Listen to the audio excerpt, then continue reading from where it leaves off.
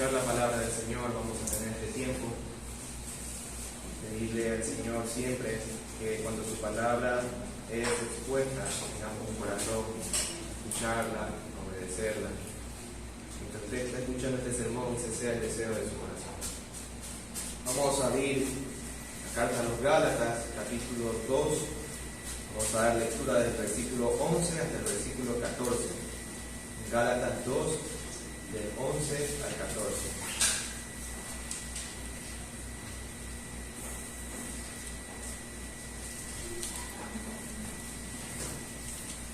Tenemos Gálatas 2, del 11 al 14. Dice la palabra del Señor: pero cuando Pedro vino a Antioquía, me opuse a él cara a cara, porque era de condenar. Porque antes de venir algunos de parte de Jacobo, él comía con los gentiles, pero cuando vinieron empezó a retraerse y apartarse, porque temía a los de la circuncisión. Y el resto de los judíos se unió en su hipocresía, de tal manera que aún Bernabé fue arrastrado por la hipocresía de ellos. Pero cuando vi que no andaban con rectitud en cuanto a la verdad del Evangelio, dije a Pedro, delante de todos: si tú, siendo judío, vives como los gentiles y no como los judíos, ¿por qué obligas a los gentiles a vivir como judíos? Amén. Hermanos, en estos versículos justamente encontramos una sección más de argumentación que el apóstol Pablo trae a la iglesia de Galacia para la declaración que él hizo en el capítulo 1, versículo del 11 al 12. En el capítulo 1, del versículo 11 al 12, Pablo declara de que el evangelio que él estaba predicando, que había predicado en las iglesias de Galacia, no era un evangelio que lo recibió por parte de algún hombre, sino que lo recibió directamente por revelación del Señor Jesucristo. Y esto lo hace justamente porque habían personas que se opusieron al evangelio que estaba predicando Pablo. Y Pablo dice: no es así, no deben de oponerse, no deben de considerar como algo que no es correcto mi evangelio, porque mi evangelio lo recibí justamente por la revelación del Señor Jesucristo. Y esta sección, justamente el versículo 11 al 14, sigue argumentando esta realidad. Nosotros ya hemos terminado justamente la sección del versículo 11, del versículo 1 al 10 de Gálatas capítulo 2, donde Pablo argumentaba de que lo que él estaba predicando era igual a lo que habían recibido los apóstoles de Jerusalén. Él también había afirmado que ese evangelio que estaba predicando fue expuesto a los hermanos de Jerusalén y ellos observaron que era el mismo evangelio. De hecho, le dieron la mano en señal de compañerismo, en señal de que realmente el evangelio que él tenía era el evangelio que el Señor Jesucristo había revelado a sus santos apóstoles.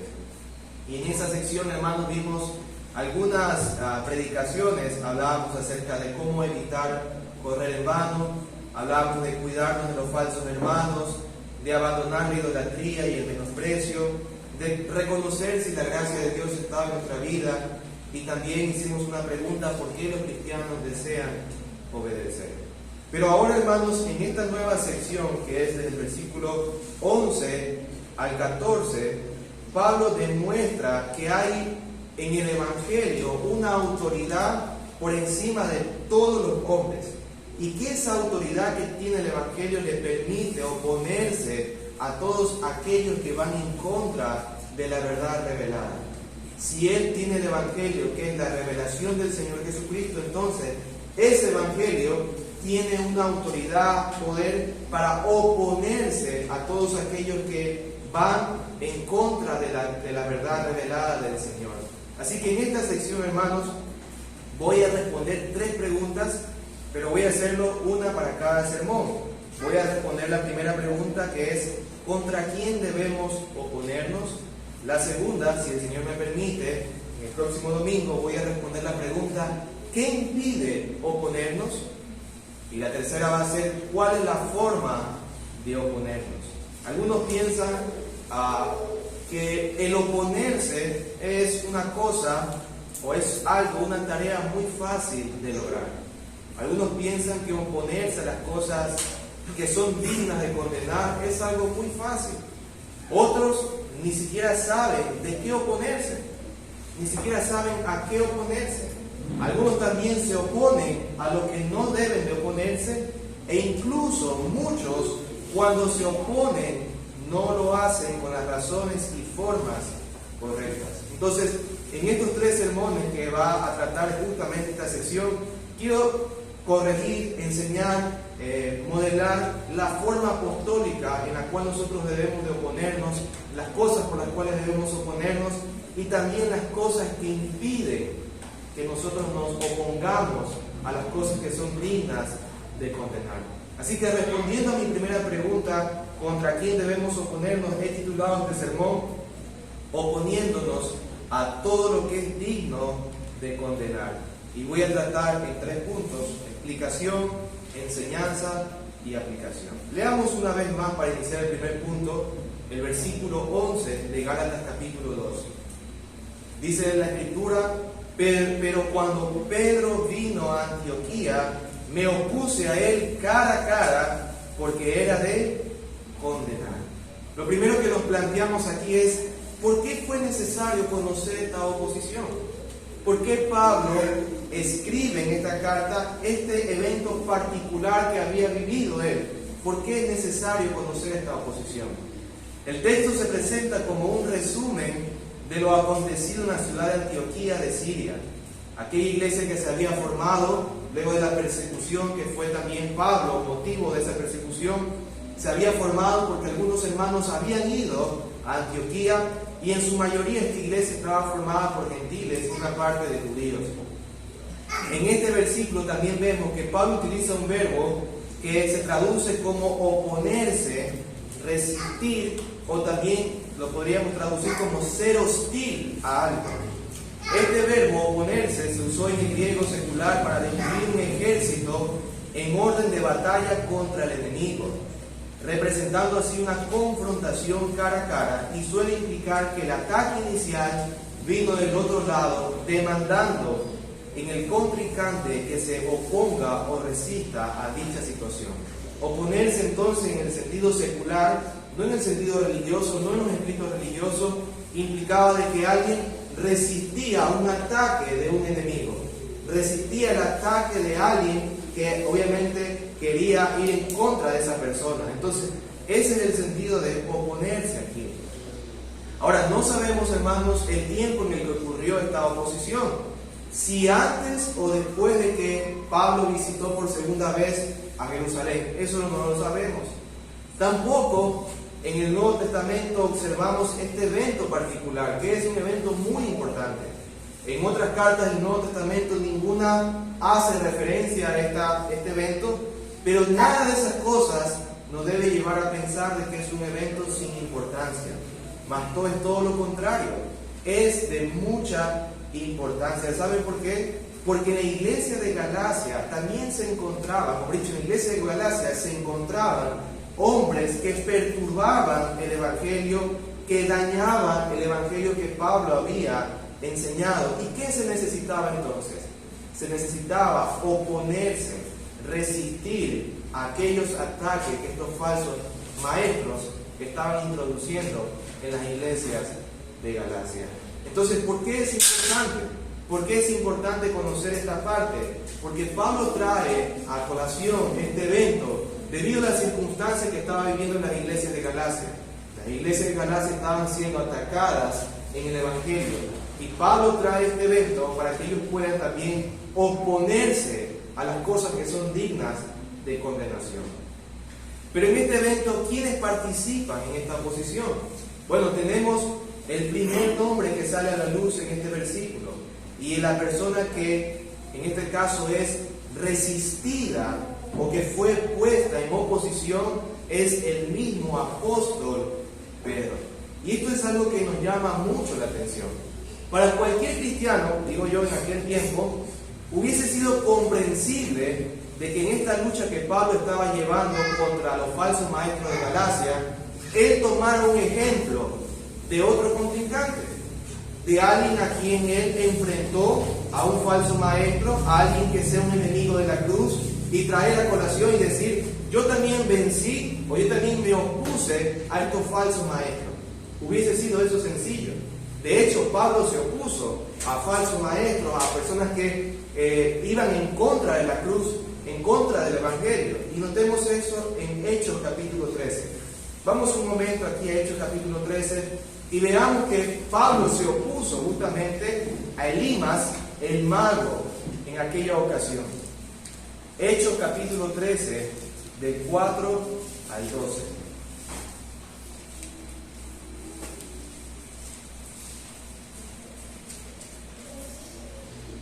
Hechos capítulo 13, del 4 al 12 dice, ellos pues, esto es el primer viaje misionero, hermanos, del apóstol Pablo. Este es el primer viaje misionero. Dice, ellos pues, enviados por el Espíritu Santo, descendieron a Seleucia y de allí se embarcaron para Chipre. Llegados a Salamina, proclamaban la palabra de Dios en las sinagogas de los judíos y tenían también a Juan de ayudante. Después de haber recorrido toda la isla hasta Pafos, encontraron a cierto mago, un falso profeta judío llamado Bar-Jesús, que estaba con el procónsul Sergio Paulo, hombre inteligente.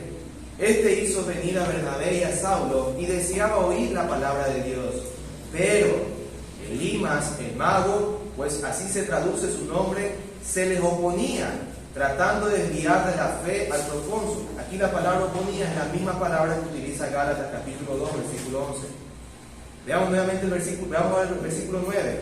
Entonces Saulo, llamado también Pablo, lleno del Espíritu Santo, fijando la mirada en él, es decir, colocándose cara a cara con él, dijo, tú, hijo del diablo, que estás lleno de todo engaño y fraude, enemigo de toda justicia, ¿no cesarás de torcer los caminos rectos del Señor?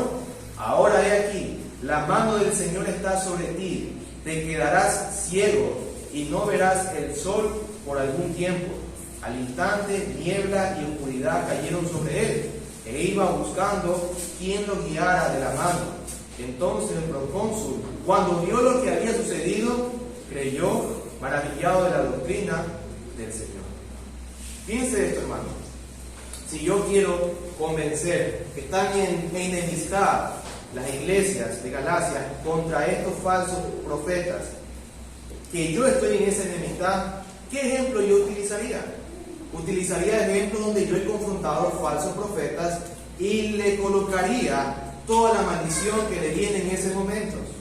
Pablo hubiera utilizado este evento, se enfrentó a este mago y la condenación para él en ese momento fue que quedó ciego. Pero en vez de seguir ese sentido común que nosotros a veces tenemos, lo que Pablo hace es citar un acontecimiento que ocurrió en Antioquía con el mismo apóstol Pedro. Aquel apóstol, hermanos, que era columna de la iglesia de Jerusalén y que era considerado el apóstol de ¿quién? De los judíos. Aquel apóstol que en su primera predicación, ¿cuántos se convirtieron? 3.000 hombres, 3.000 almas. Este es el gran apóstol que está siendo señalado como aquel que levantó un ataque y que ahora está siendo confrontado y resistido. Pero la pregunta nuevamente es, ¿quién se opuso a él? Aquel que se opuso fue específicamente el apóstol Pablo. Él se opuso cara a cara. Aquel apóstol que había recibido la diestra de compañerismo para predicar el Evangelio, ahora no extiende su mano hacia Pedro, sino que hace él, se opone a él cara a cara. Y esta, hermanos, oposición o resistencia no debe de pensar, o no debemos de pensar que es un acto orgulloso del apóstol Pablo. No es un acto orgulloso de él, es un acontecimiento que definitivamente trae dolor a la vida del apóstol Pablo. Piense un momento, ¿cuántos de ustedes les gusta confrontar a sus esposas o a sus esposos cuando están ellos mal? ¿A quién le gustaría o quién se complace de confrontar a sus hijos cuando ellos la han embarrado mucho? ¿Quién se complace de esas cosas? ¿A quién le gustaría oponerse a familiares porque sabemos que hay cariño, hay amor, hay emociones, sentimientos, a nadie. Entonces este acto de oponerse al apóstol Pablo no fue un acto de orgullo, sino que fue un acto muy doloroso también para él. A él le dolía también enfrentarse con las iglesias de Galacia. Pablo decía, ustedes me traen dolor de parto. Realmente había dolor en él. Pablo no estaba teniendo un momento de relax aquí, sino que estaba teniendo un momento penoso en su vida, porque tenía que enfrentar a aquel hombre que Dios había escogido también para ser apóstol de Jesucristo. Aquí hay una clara enseñanza, hermanos. Vemos que el apóstol Pablo confronta a pesar de lo duro que pudiera ser. Aquí el apóstol Pablo debe de presentar este acontecimiento, no para exaltar su posición, sino para mostrar a todos aquellos que iban a escuchar su carta, que por encima de cualquier hombre, ¿quién está? Está la autoridad de la palabra de Dios. Pablo confronta a Pedro y revela claramente, por la enseñanza, por la práctica, que por encima de los hombres, ¿quién está? La palabra del Señor, Dios mismo. Pero, ¿por qué se generó esta oposición? ¿Por qué Pablo tuvo que enfrentar a Pedro? Pablo dice que era por una cuestión muy clara. Pedro era de qué? Era digno de ser condenado. Pedro era de condenar. La razón por la cual Pablo tuvo que enfrentarse a su amado hermano Pedro fue porque pesaba sobre él una culpabilidad que no era impuesta por Pablo. Pablo no le está colocando a él esa idea de ser condenado, sino que es Dios mismo quien le está colocando ese peso al apóstol Pablo. Dios mismo está colocando ese peso al apóstol Pablo, al apóstol Pedro, por estar en esa condición digno de condenar. Esta culpabilidad provenía del comportamiento que tuvo en Antioquía al golpear directamente los fundamentos del Evangelio. Leamos nuevamente capítulo 2 de Gálatas, del 12 al 14. Y aquí está la razón por la cual era digno de condenar. No vamos a entrar en detalle en esta porción, solamente vamos a leerla. Porque antes de venir algunos de parte de Jacobo, él comía con los gentiles, pero cuando vinieron empezó a retraerse y apartarse, porque temía lo de la circuncisión, y el resto de los judíos se unió a su hipocresía, de tal manera que aún Bernabé fue arrastrado por la hipocresía de ellos. Pero cuando vio que no andaban en rectitud en cuanto a la verdad del Evangelio, dijo a Pedro delante de todos, si tú, siendo judío, vives como los gentiles y no como los judíos, ¿por qué obligas a los gentiles a vivir como judíos? Pablo encontró una razón para decir, Pedro, eres digno de condenar. Tu práctica es digna de ser condenable. Pero esto es algo que Pablo está trayendo a la luz, porque recordemos algo. Pablo mismo decía, si alguno predica un evangelio diferente, ya sea él mismo o un ángel del cielo, ¿qué dice Pablo? Que esa persona sea maldita por Dios. Pedro no estaba predicando un evangelio falso como los falsos maestros, pero Pedro estaba teniendo un comportamiento digno de ser condenado, por lo cual el apóstol Pablo se enfrenta a él cara a cara.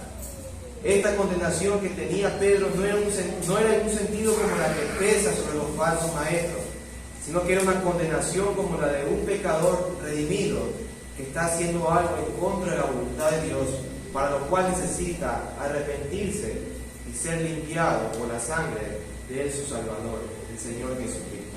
Así que este es el acontecimiento, hermanos, que vemos justamente en esta porción. Pedro hace algo que no va conforme a la verdad del Evangelio, se coloca en una condición digna de condenar, y el apóstol Pablo se enfrenta a él en un acto de amor, en un acto de firmeza, y confronta a él su pecado. Pero hermanos, ¿qué nos enseña este punto? Vamos a la segunda sección. ¿Qué enseña este texto entonces? Hay cosas que nosotros primero necesitamos pensar que no enseña este texto. Este relato no es presentado por Pablo para desprestigiar al apóstol Pedro. Eso es lo primero que nosotros necesitamos hacer. Pensar de que este relato no es para que nosotros digamos, pero mira ese apóstol. y pensar mal de él, desprestigiar al apóstol Pedro, porque sabemos que todos los creyentes aún necesitan santificarse cada día más. Todos los creyentes, los apóstoles, todos necesitaban santificarse. Además, es común en la Escritura mostrar la bajeza y la debilidad de sus siervos con el fin de que los creyentes puedan confiar únicamente en ¿quién? En Cristo Jesús. Pablo no enseña esto para que alguien diga de Pedro o considere a Pedro en poco. No enseña eso, porque todos somos débiles y todos necesitamos crecer. Más bien la Escritura siempre ha mostrado la debilidad de los hombres. Mostró la debilidad de Abraham, mostró la debilidad de Noé, mostró la debilidad de David, mostró la debilidad de Salomón, mostró la debilidad de muchos siervos del Señor. Pero tampoco este relato es presentado para que nosotros tengamos justificación para pecar al ver que el apóstol Pedro pecó. Que en nuestro corazón no se diga, bueno, si el apóstol Pedro pecó, yo también puedo pecar. Si el apóstol Pedro, que fue escogido por el Señor y que caminó 3 años con el Señor, yo también tengo licencia para pecar. No es eso lo que está enseñando el apóstol Pablo. No es eso. Porque es todo lo contrario. Pecó, fue arrepentido y se arrepintió. Es todo lo contrario. Entonces, ¿qué es lo que nos enseña este texto? Al menos una enseñanza. Y yo veo que hay una enseñanza muy clara aquí. Y es que todos debemos oponernos a todo aquello que se levante en contra de la voluntad de Dios, cuya causa provenga del enemigo o del pecado. Todos los cristianos deben de oponerse rotundamente a cualquier cosa que se levante en contra de la voluntad de Dios. Todos los cristianos.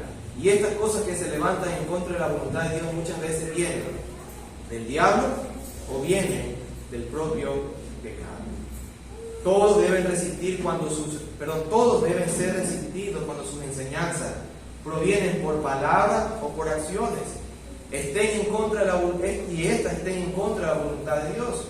Aún los que tuvieron el más alto oficio ministerial dado por Dios, sin considerar a nuestro Señor Jesucristo, recibieron oposición cuando sus acciones eran de condenar. Nosotros podemos ver cosas que son dignas de condenar, ya sea por palabras o por acciones. En el caso de Pedro fueron por acciones. Toda cosa que se levante en contra de la verdad de Dios es digna de ser condenada. Así que la oposición es el llamado para todos los creyentes, porque fue dado por medio de instrucción, de ejemplos y de mandamientos. ¿Por qué todo creyente debe, escuche esto, por qué todo creyente debe de oponerse a lo que es digno de condenar? Porque la Escritura nos enseña, al menos en 3 categorías, esta realidad. Nos enseña por instrucción, por ejemplo y por mandamiento. ¿Por qué por instrucción? Cuando el Señor Jesucristo enseñó la forma de orar, ¿qué enseñó o qué cosas pidió en ese momento de la oración? El Señor, una de las cosas que pidió es que el reino de Dios venga. Que el reino de Dios venga. En Mateo 6:10 dice, venga tu reino, hágase tu voluntad, así en la tierra como en el cielo. Si los cristianos piden esto, es decir, están pidiendo la extensión del reino del Señor, ¿qué están pidiendo como consecuencia? Que el reino de Satanás no avance, sino que retroceda. Es decir, que nos oponemos a las cosas que son dignas de condenar. Aparte, dice también, hágase tu voluntad. Es decir, rechazamos cualquier tipo de cosa que sea contraria a la voluntad de Dios. Mientras pedimos esto, nos estamos oponiendo entonces a todo aquello que no permita avanzar el reino de Dios y que la voluntad de Dios se haga en la tierra. El Señor Jesucristo nos enseñó esto. Pero note algo también, el Señor Jesucristo nos enseñó con su ejemplo a oponernos a cualquier cosa que sea digna de condenar. ¿Y saben a quién también se opuso el Señor Jesucristo? Se opuso a Pedro también. Mateo capítulo 6 del 21 al 23. Mateo capítulo 6 16 del 21 al 23 dice: desde entonces Jesucristo, Mateo 16, 21 al 23.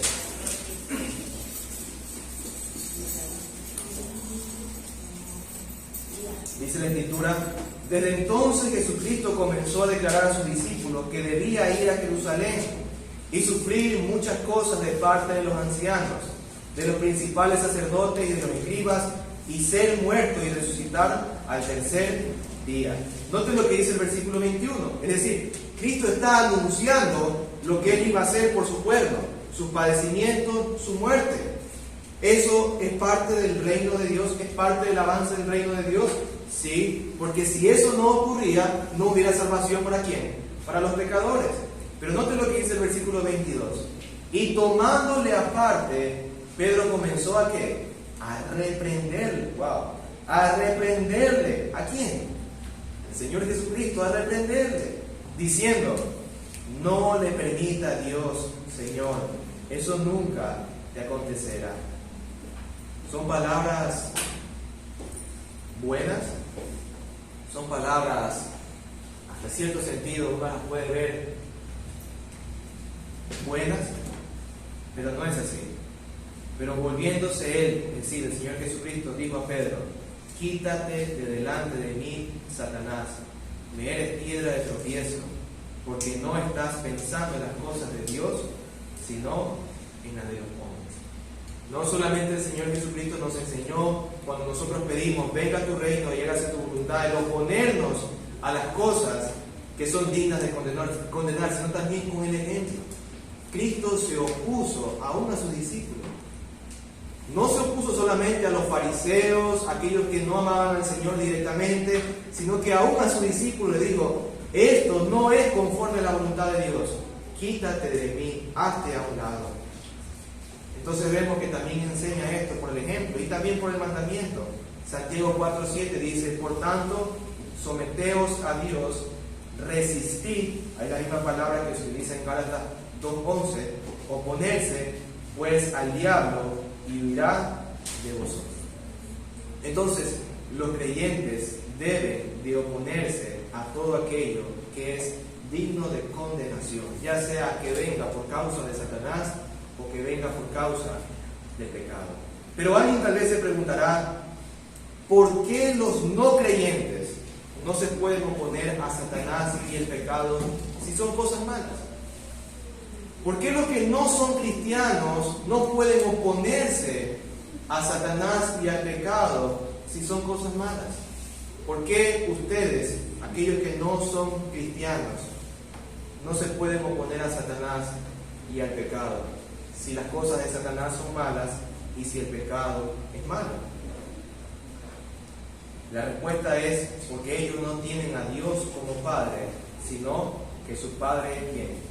Satanás, el diablo, la serpiente antigua. Por tal motivo no pueden orar con un corazón sincero que el reino de Dios venga y que se haga su voluntad aquí en la tierra, porque ellos se oponen principalmente ¿a quién? A Dios. Los que no son cristianos se oponen principalmente ¿a quién? A Dios, por medio de sus palabras, acciones, intenciones y deseos. Desprecian ellos al Rey de Reyes, desprecian ellos al Señor de Señores, desprecian ellos al Salvador Jesucristo. Así que solo los cristianos pueden oponerse a todo aquello que proviene de Satanás y del pecado que atenta contra la voluntad de Dios, porque ellos aman a Dios. Y hermanos, y si los cristianos pueden hacer esto, entonces por lógica y por consecuencia hay un deber en los cristianos de oponerse. Hay un deber porque ellos tienen la posibilidad de oponerse, no como los que no son cristianos. Pero ahora pensemos en las aplicaciones, hermanos. Tengo 3 aplicaciones en este punto. La primera es: si los cristianos pueden oponerse, entonces aquí hacemos un llamado ¿a quién? A los que no son cristianos, a dejar de oponerse a Dios para que puedan verdaderamente oponerse a todo lo que es digno de condenar. Mientras yo estoy aquí en este púlpito y tú que no eres cristiano, que posiblemente tu mente está en otras cosas, que posiblemente tus deseos están en otras cosas, a ti te hago un llamado: dejar de oponerte a Dios, para que verdaderamente puedas oponerte a todo lo que es digno de ser condenado. Debes considerar que nada en Dios, primero debes considerar que nada en Dios debe ser llevado a una posición. Es decir, no puedes pararte delante de Él y confrontar algún mandamiento diciendo que no es agradable lo que pides, porque todo lo que Él demanda es bueno, agradable y perfecto. ¿Alguien puede oponerse a Dios con alguna justa razón? ¿Alguien puede decir a Dios: tus mandamientos no son buenos, yo me voy a oponer a ti? ¿Alguien puede hacer eso? La Biblia dice que los mandamientos de Dios son buenos, agradables y perfectos. Permítame explicarte dos mandamientos, y no puedo explicar en esta aplicación todo lo que implica, pero quiero mostrarte las bondades solamente de dos mandamientos. Piensa en el quinto mandamiento. El quinto mandamiento es: honra a ¿quién? A tu padre y a tu madre, para que tus días sean prolongados aquí en la tierra que el Señor tu Dios te da. ¿Qué bondades hay en este mandamiento? Aquí te está pidiendo primero que tengas una alta estima y honra a ¿quién? A aquellos que te dieron la vida. Es decir, que tengas un deseo amoroso, una entrega cuidadosa para ¿quién? Para tu padre. ¿Es algo bueno o es algo malo? Es bueno. Te dice también que tus días serán prolongados, es decir, hay una declaración de bondad de Dios para ti, si tú obedeces eso. Mi pregunta es buena o es malo eso? Es buena. También observa esto, que este mandamiento también está aplicado para ti en un sentido bondadoso, porque el día en que Dios te conceda hijos, ese mandamiento se va a aplicar ¿para quién? Para tus hijos, y va a buscar la bendición ¿de quién? De tu alma. Es decir, Dios también da ese mandamiento siendo tu hijo, pero también le dará a tus hijos para el bien de tu alma. ¿Eso es bueno o eso es malo? Es bueno. Pero también de una manera gloriosa, Dios te está llamando ¿a quién? A honrar principalmente a Dios de una forma muy amorosa. Cuando tú honras a tu Padre, cuando tú honras a tus padres, estás adorando a Dios, porque Dios es el Padre de toda la creación. ¿Eso es bueno o es malo? Es bueno. Pero escucha esto, también de una manera gloriosa te está llamando a considerar a su Hijo Jesucristo. Este mandamiento también te apunta a mirar a Cristo Jesús. ¿Por qué? Porque solamente hay un Hijo perfecto. Solamente hubo alguien que pudo honrar a su Padre perfectamente. Y es a Él a quien observamos para poder ver el ejemplo de cómo hemos de honrar a nuestros padres que Dios nos ha dado. Entonces, hermanos, ¿el mandamiento de Dios es bueno? ¿El mandamiento de Dios es agradable y es perfecto? Sí. ¿Por qué te opones, querido pecador? ¿Por qué te opones a Dios si lo que Él dice es bueno? Piensa en otro mandamiento. El séptimo mandamiento dice: no cometerás adulterio. ¿Qué está dando Dios cuando da este mandamiento? Él está primero cuidando el matrimonio, colocando restricciones a no entregar su amor a otra persona. Él está cuidando ese matrimonio que Dios te ha concedido. ¿Eso es bueno o es malo? Es bueno. También te está llamando a ser fiel a una sola persona de manera pactual, al considerar a tu cónyuge como la única persona donde debes colocar tu amor. ¿Eso es bueno o es malo? Es bueno. Adicionalmente está cuidando a tus hijos. Escucha esto. Adicionalmente está cuidando a tus hijos. Porque donde hay adulterio, hay un mal ejemplo para tus hijos. Y en muchos casos, dificultades para que sus hijos crezcan con los padres de una manera cercana. ¿Es un mandamiento bueno o es malo? Es un mandamiento bueno. Pero también de una manera gloriosa te está llamando a considerar a Jesucristo. El mandamiento de no cometerás adulterio te apunta también a Jesucristo. ¿Sabes por qué? Porque Jesucristo es el esposo fiel de su amada esposa, la iglesia. Y Jesucristo vivió amando a esa esposa, murió por esa esposa, resucitó para esa esposa y cuida de esa esposa. Su vida salvó de la condenación a esta amada esposa que es su iglesia y santifica del pecado a esta amada esposa que es su iglesia. No cometerás adulterio, ¿es un mandamiento bueno o es malo? Es bueno. Así que no hay razón para que un mandamiento o alguien pudiera pensar que de un mandamiento alguien puede oponerse a Dios y levantarse en contra de Dios. Eso es una cosa muy loca. ¿Cómo alguien que ve que los mandamientos son buenos se opone a las cosas del Señor? Pero si decides seguir oponiéndote a Dios, cara a cara debes considerar lo terrible que es estar en esta oposición, porque todos aquellos que se han levantado contra Dios, todos aquellos que se han sostenido duramente en su corazón y decir, yo me opongo a ti, Dios, a Satanás y el pecado, venga, yo abro mis brazos, pero a ti, Dios, yo me opongo. Dios ha mostrado que la situación que ellos van a vivir es una situación terrible, una situación de condenación. Lo mostró en esta vida. Aquel faraón que se había levantado contra el Señor le decía por medio de Moisés, deja ir a mi pueblo. Y Faraón decía, ¿y quién es Jehová para que yo le haga caso? ¿Y quién es el Señor? Se opuso. ¿Qué hizo el Señor? Mató a su primogénito. Mató a su primogénito. Hermanos, si usted y yo, que somos cristianos, no hemos muerto, no, el Señor no nos ha tratado duramente, por pura gracia. Por pura gracia. Deberíamos ser tratados así, porque muchas veces nos opusimos a Dios, pero es por pura gracia. Piensen en Nabucodonosor, lo volvió una bestia haciendo comer hierba como una vaca. ¿Por qué? Porque se opuso a Dios. Mira lo que le pasó a Babilonia, a Siria, a todos los pueblos que se opusieron a Él. Mira a los ángeles que se opusieron a Dios. Mira a Satanás también que se ha opuesto a Dios.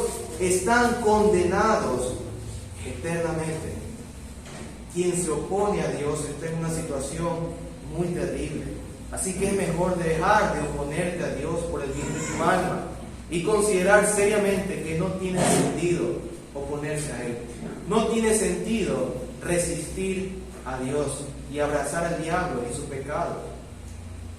Pero si consideras las causas por las que te opones a Dios, verás que no tiene sentido. Si yo te preguntara ahorita, aquellos que no aman a Dios, ¿por qué te opones a Dios? De seguro me darás razones que no tienen sentido. Dame una que realmente sea justificable. Dame una por la cual digas, yo no quiero obedecer a Dios y quiero oponerme a Él. Una que tenga peso en tu vida. Una que realmente digas, por esto me opongo a Dios, por esto. No hay. Si consideras, por ejemplo, las personas que dicen, es que las riquezas me dan muchas cosas en esta vida, ¿qué va a pasar con ellos? Cuando mueran, nada de eso les servirá. Otros se oponen a Dios por vergüenza, por lo que dirán a las personas. Pero escucha esto, la mayor vergüenza que el hombre va a experimentar es el día en el cual el Señor venga y nombre tu nombre en aquel libro de aquellos que son condenados. Esa es la mayor vergüenza, donde diga tu nombre apartado para la condenación. Si sientes vergüenza por acercarte al Señor, considera en tu mente y en tu corazón que la mayor vergüenza no es aquí. La mayor vergüenza va a ser el día en la cual el Señor te traiga juicio y tu nombre salga como digno de toda condenación eternamente y para siempre. Otros se oponen a Dios porque le atribuyen el mal que ven en la sociedad. Algunos dicen, ¿cómo puedo yo creer en un Dios de amor si veo tanta maldad en este mundo? A veces alguien sostenga ese argumento para oponerse a Dios, pero déjame decirte algo, querido oyente, estás olvidando de algo muy clave. La maldad está en tu corazón. ¿Hay una razón para oponerse a Dios? ¿cuál es la razón más válida que tú tienes? Ninguna razón que el pecador tenga es digna de ser considerada para levantarse en oposición a Dios. Ninguna. Pero hay una cosa valiosa que tú tienes que escuchar. Y es que Dios mismo ha dado la oportunidad para que esa condición de oposición en la cual te estás delante de Dios y abrazas todo lo digno que es de condenar, sea cambiado. Y la única forma es porque Dios envió a su Hijo Jesucristo. Dios envió a su Hijo Jesucristo para morir por los pecadores, para que todo aquel que confíe en Él no se pierda, para que todo aquel que venga a Él tenga vida eterna. Por medio de Jesucristo es la única forma en la que dejamos de oponernos a Dios y comenzamos a oponernos a todo lo que es digno de condenar. Solamente a través de Cristo Jesús tu nombre puede ser salvado de esa condenación eterna que Dios ha colocado. Solamente a través de Cristo Jesús puedes oponerte a todo lo que es digno de condenar. Así que los cristianos hacen un llamado de parte de Dios y delante de Dios a todos los que no aman a Cristo, a que dejen de oponerse a Dios y vengan a Él, para que verdaderamente te puedas oponer a lo que es digno de condenar. Pero pensemos en una segunda aplicación, y esto es para los cristianos. Dado que solo los cristianos pueden oponerse a todo lo que es digno de condenar, ¿a qué deben oponerse? Deben oponerse al menos a tres cosas: a Satanás, a sus pecados y a los pecados de otros. Si tú eres cristiano, tienes que estar alerta con estas tres cosas. No solamente oponerte a Satanás, no solamente oponerte a tus propios pecados, no solamente oponerte a los pecados de los otros, debes de oponerte a los tres: Satanás, tus pecados y los pecados de otros. Aunque, hermanos, definitivamente es muy amplio lo que se puede enseñar aquí, quiero darte ciertas cosas que se presentan en estas categorías y algunas aplicaciones para tu alma, para que puedas oponerte a ella. Con respecto a Satanás, nosotros sabemos que Satanás es considerado el padre de la mentira. Es decir, todas sus palabras están llenas ¿de qué? De mentira, de veneno, de ir en contra de la verdad de Dios. Así que la forma de oponernos a ellos es permanecer firmes en la verdad de Dios. Es permanecer firmes en la palabra. Santiago dice, el versículo anterior que leí, resistid al diablo y él huirá de vosotros. Pero la pregunta es, ¿cómo resistimos al diablo? En una porción anterior, él dice, sométanse a Dios, y luego de resistir al diablo dice, acercaos a Dios. Es decir, la única forma de pararse enfrente, en oposición a las cosas del diablo, es estar firme ¿en qué? En Dios. También hemos de oponernos ¿a qué? A sus acusaciones, debido a que Él es el príncipe de las acusaciones, es el principal oficio que Él tiene de acusar ¿a quién? A sus elegidos. Para esto debemos recordar que nuestro abogado intercede por nosotros, como vimos hoy en la clase. Y nos oponemos a todo tipo de acusación siempre y cuando estemos en bien con Dios, arrepintiendo de nuestros pecados y confiando en su perdón. No solo el diablo llena de mentira, acusaciones, sino que también el diablo tiene tentaciones. Así que necesitamos oponernos ¿a qué? A sus tentaciones, debido a que Él es conocido como el tentador, que llevó a nuestros primeros padres a pecar y que con sus artimañas a muchos cristianos ejemplares ha hecho caer. Así que la forma de oponernos a sus tentaciones es esta: huir de ellas.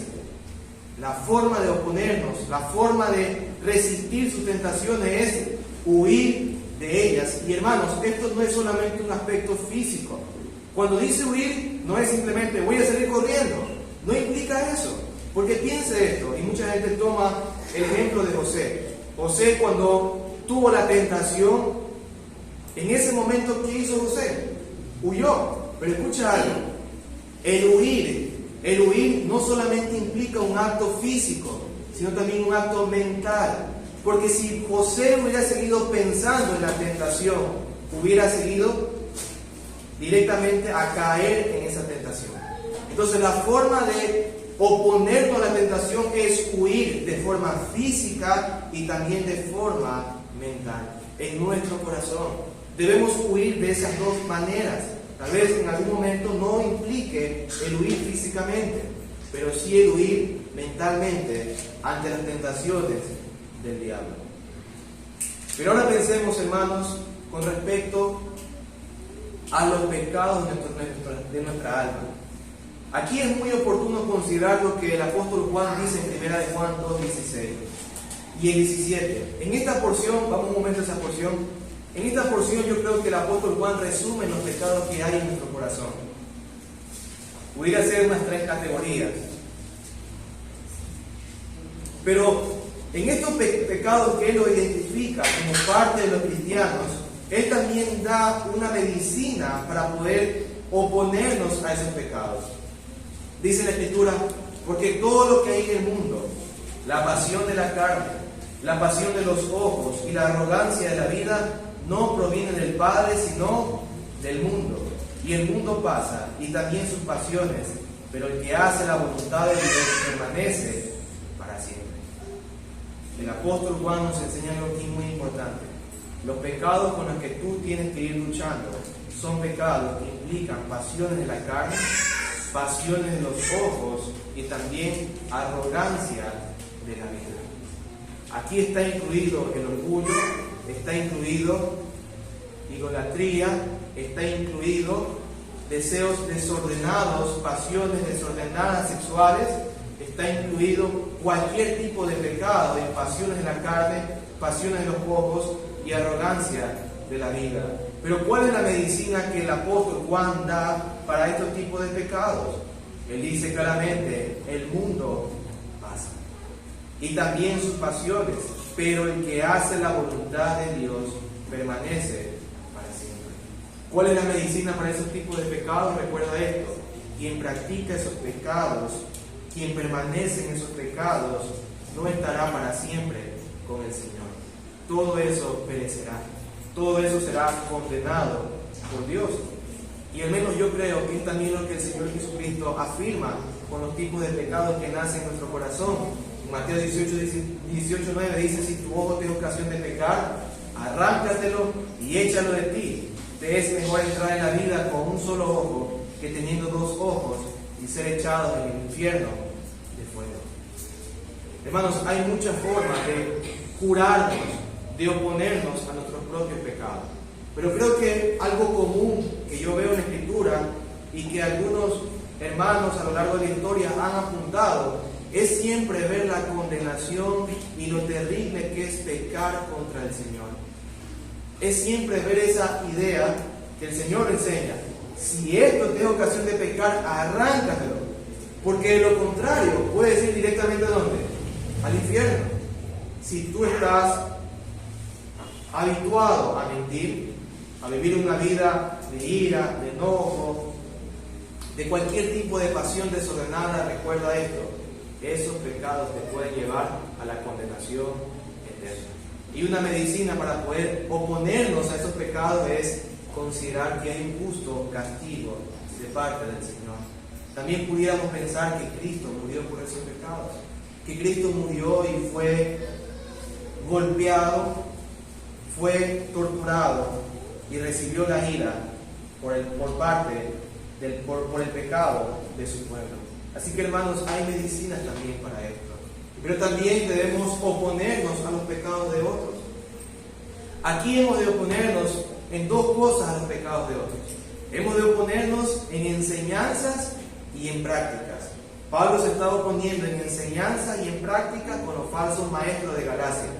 Pero en práctica se estaba oponiendo ¿con quién?